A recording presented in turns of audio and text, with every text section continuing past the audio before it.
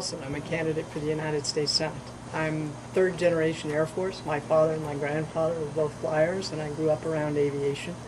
And then went to the Air Force Academy myself, served as an officer in the Air Force, and came to New Mexico to marry my husband. Started a small business here, and we started a family. And then I served in the cabinet for Governor Gary Johnson as the cabinet secretary for children, youth, and families. Served in the Congress for 10 years, all of that time on the Energy and Commerce Committee, as well as either Armed Services or the Intelligence Committee. And I'm running for the Senate because we have some very serious problems that we face as a nation. Some really deep problems, and it's going to take tough leadership to get out of it, and that's why I'm running. I'm Greg Sowards. I'm running for U.S. Senate. I've had a number of, I guess you would say, awakenings over the years as I watch our representatives and senators in Washington. It seems like whenever they get elected, they drop a few IQ points. But anyway, I was raised in New Mexico. I attended the Albuquerque Public Schools, and at 14 we moved to Los Lunas. We had a small farm. After that I went to New Mexico Military Institute Junior College. After graduation I enlisted in the Army, served honorably overseas, and then returned home to UNM, or to attend UNM. That's where I met my wife. We started our family. I've taught in the public schools. I had a manufacturing business. I was awarded 5 U.S. patents for the past 25 years, and despite the stranglehold of government regulations, we were able to grow a child care business in southern New Mexico, and we now have 75 employees and care for over 600 children. I understand what makes the economy work.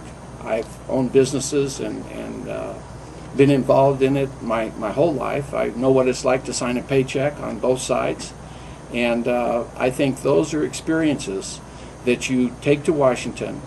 And it's not the experience that we have in politics that counts. It's the real life experiences that we take to Washington to answer the everyday questions. If political experience were a great asset in Washington, then we wouldn't be $16 trillion in debt and wondering when the next shoe is going to fall.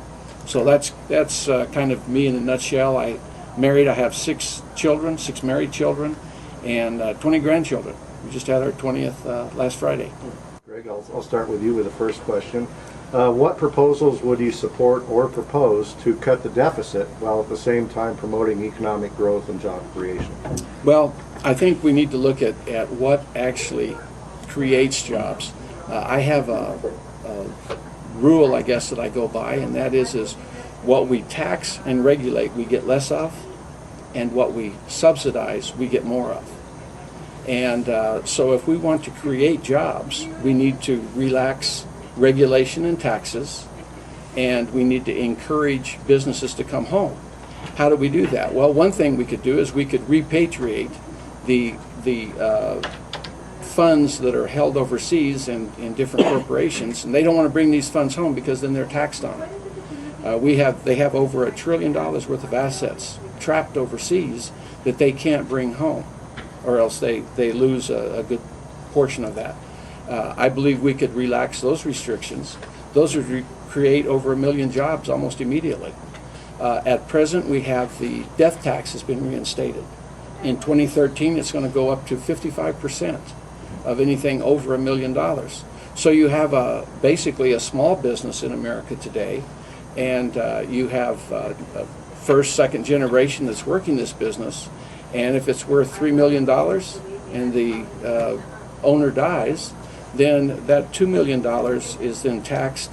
The family has to come up with $1 million to pay for that, and they can't do it, so the company then changes hands and eventually becomes extinct.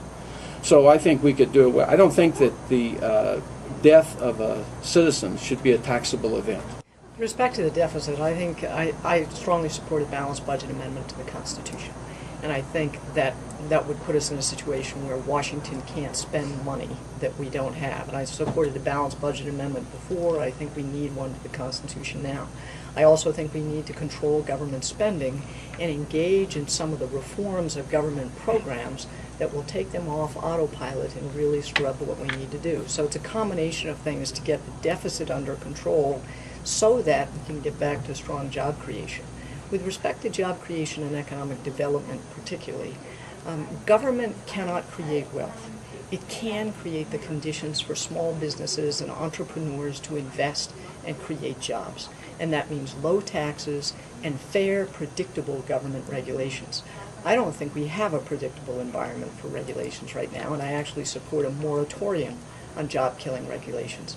I also think that we need a balanced long-term energy plan for this country that increases domestic energy exploration and production, and that also will create jobs.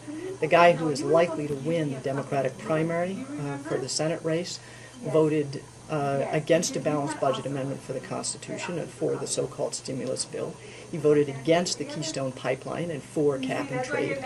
All of those would be devastating for job growth in America. Do you support the proposed Oregon Mountains Desert Peaks National Monument for Doñana County? And if not, what protections for those lands would you support? Well, we now have a situation where there have been two bills introduced in the Congress. One by Steve Pierce that protects the organs but in a smaller footprint. I know that there are some issues still with that bill, and Steve is working through those with the community. Another that Senator Udall and Senator Bingaman have introduced, which is a much larger piece of land and includes land that is not even near the organs in southern Doñana County. Some very serious concerns with that approach to legislation, particularly when it comes to law enforcement and border security, and making sure that we don't create an avenue for drug trafficking and human trafficking right up through New Mexico. When it comes to public lands issues, and our delegation is always involved in public lands issues because 40% of the land area in New Mexico is owned by the federal government. Another 11% or so owned by state government. And so you always have to deal with issues related to public lands, and I've dealt with them in numerous ways, where you settle land disputes or you make land trades and swaps because work needs to get done. In general, I look for local consensus to build before you try to force through legislation that favors one set of parties over another. And that forces people to work out problems at the local level related to everything from grazing rights to law enforcement concerns, rights of way, clearance of title, and protection of cultural resources. So with respect to the organs, my perception here is that local consensus has not formed, and that what you have are two competing approaches, and really the community has to work a lot of these things out before it gets to a point where it's ripe for legislation. Well, early on in this discussion, the Bureau of Land Management indicated that they felt the organs would be, protected and looked after just with the current situation. But the legislators want to do more. I don't know that there's a consensus among the population at this point, but I would prefer Steve Pierce's bill, Congressman Steve Pierce's bill, over Jeff Bingaman or Tom Udall's. I think that theirs is more of a, I look at it as kind of a wilderness encroachment into our lives. Some of this land that they wanted to put under the bill was within 5 miles of the border, and eventually they had to back off on that. Now I have a son that's in the Border Patrol. They're knocking down more drugs now. They're finding guns and weapons with those drugs, and that makes for a much different situation, not to mention the human trafficking element.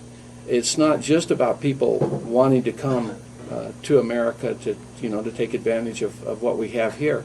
The economy in Mexico is, of course, speeding up, and so that's helping alleviate that problem somewhat. But I am for, now I have down that the federal government owns about 60% of the land in New Mexico, or has reign over that.